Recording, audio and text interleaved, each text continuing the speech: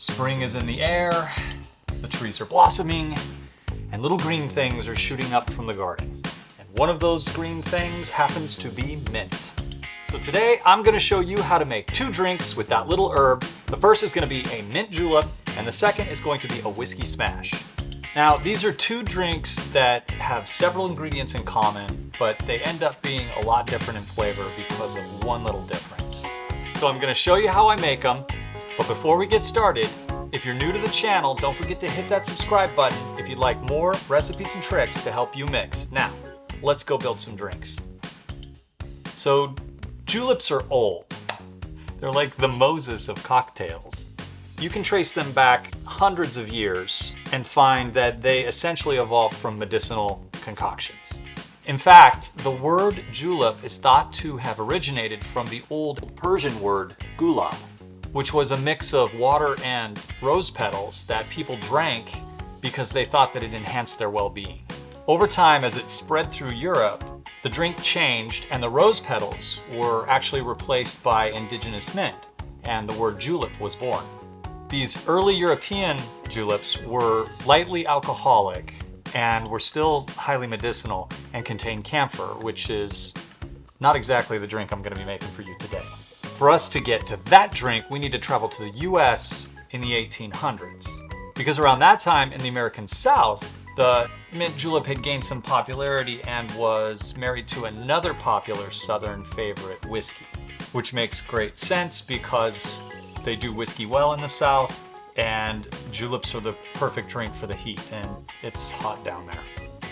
The drink was actually so popular that by 1803, it had its first mention in print, and was described as a dram of spirituous liquor that has mint in it, taken by Virginians in the morning. So over the coming decades, it grew in popularity, and by 1850, you arrive at Henry Clay, a senator from Kentucky. Now, as legend has it, he helped to bring the drink into the mainstream by introducing it to the Round Robin Bar at the Willard's Hotel in Washington, D.C. And apparently that location still uses his original recipe or interpretations to this day. Now, over the next 80 years or so, the drink rose and fell in popularity, and by the 1930s, after Prohibition, it was adopted by Churchill Downs as a mainstay at the Kentucky Derby, and it's been the official drink ever since. And that's as much as I need to go over with this drink. Now, let's get to the ingredients we're going to use today to make this drink. The liquor that I'm using today is going to be a Kentucky bourbon. I'm going with Woodford Reserve. The next ingredient is simple syrup. Nothing special about this. This is a 1-to-1 ratio. And of course, mint. You can't make a mint julep without mint. So those are the three ingredients. Now this is how you make a mint julep. So the first thing you want to do is grab a pint glass. You can use a cheater tin or a mixing tin if you'd like. I prefer the pint glass. I think it looks better on camera, 1, and 2, I'm just used to working with these. Grab your mint, and you're going to want to go for about 6 to 8 mint leaves.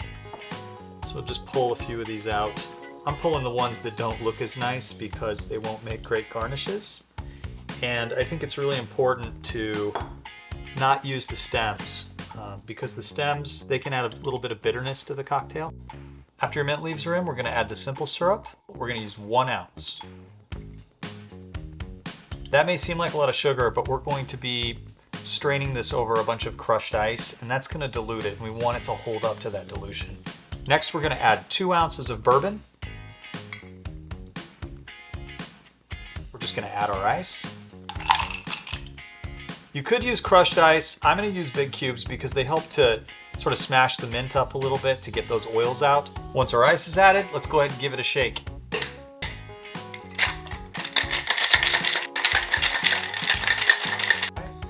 Pop that.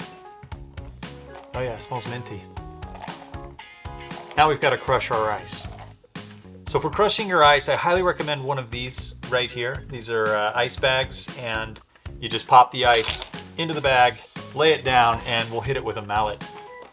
They're also super fun to take out your aggression with. I feel like I'm hurting something. That is pretty crushed up right there. we'll just take that crushed ice that we worked so hard on. Now you don't have to mound this up like some kind of snow cone. Just get it level with the top of the vessel, because you're going to be stuffing some mint in there, a straw, and you don't want it kind of flying all over. This is already messy enough. Next, you're going to want to double strain off the cocktail over the crushed ice.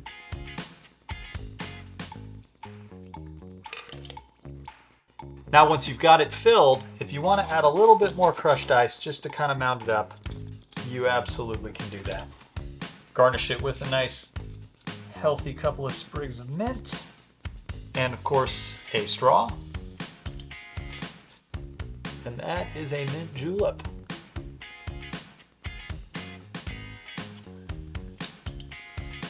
Oh yeah. And the first thing that hits you is the bourbon, and then you get just that sweetness, and the mint makes it pop. Oh, those are good. Now that we've got the julep done, we're gonna go ahead and move on to the second drink, the whiskey smash. So really, again, the only difference between the julep and this, as far as the ingredients goes, is the addition of the citrus. But it makes for a completely different flavored cocktail, so I wanted to include these two together today. The Whiskey Smash made its recipe book debut in the 1887 edition of The Bartender's Guide by none other than Jerry Thomas. Though it's pretty widely accepted that variations of this drink were probably being made prior to that. And also, like its cousin, the julep, it's had its ups and downs over the years in popularity. But it really gained some traction and was repopularized in the 1980s and the 90s when bartender Dale DeGroff began serving it at the Rainbow Room in New York City. Now, his version was made with lemon, and that's what I'm gonna go ahead and use today. But basically, you can use any combination of fruit and herbs and customize this smash any way that you want. So to make the whiskey smash, what you're gonna wanna do is go ahead and half your lemon, and then cut it into quarters. And I personally like to take out all of the seeds. And once you've got the seeds out, just cut those all in half, and you'll end up with 8 little pieces of lemon. Go ahead and drop them right into a glass that you can muddle in, and you're gonna wanna just press these down, give them a nice good muddle. You wanna get all the juice out of these, but you also wanna press down on the rinds because you want to express that lemon oil. It's gonna help to create a more rich and complex flavor, or something like that. Now, after you've got this nice and smashed up in there, I mean, they do call it a whiskey smash, we're gonna go ahead and add our mint leaves. And we're gonna go 6 to 8. I'm gonna use 8. Next, add 1 ounce of simple syrup and 2 ounces of your bourbon. Add your ice, and then we're going to give it a good shake.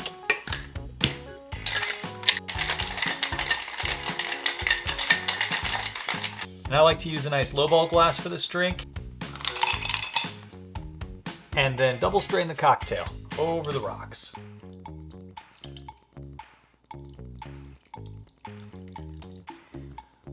I think we filled the glass. Grab a little mint, or what's left of it. I try to find the healthiest looking stuff, and I'll go ahead and use that as a garnish. I'm using these dried lemon wheels that I made. I think that they just have a really kind of deep, rich aroma. Plus they're super cool. And that is a whiskey smash. Cheers. That lemon oil really hits you. Okay, well, let's see what Erin thinks. Erin! So what's your favorite? That one, yeah. The smash? Yeah. The smash wins. Okay. Okay, I guess that's it for the whiskey smash and the mint julep. I feel pretty good. That's my second video. And Erin's happy. She's got drinks.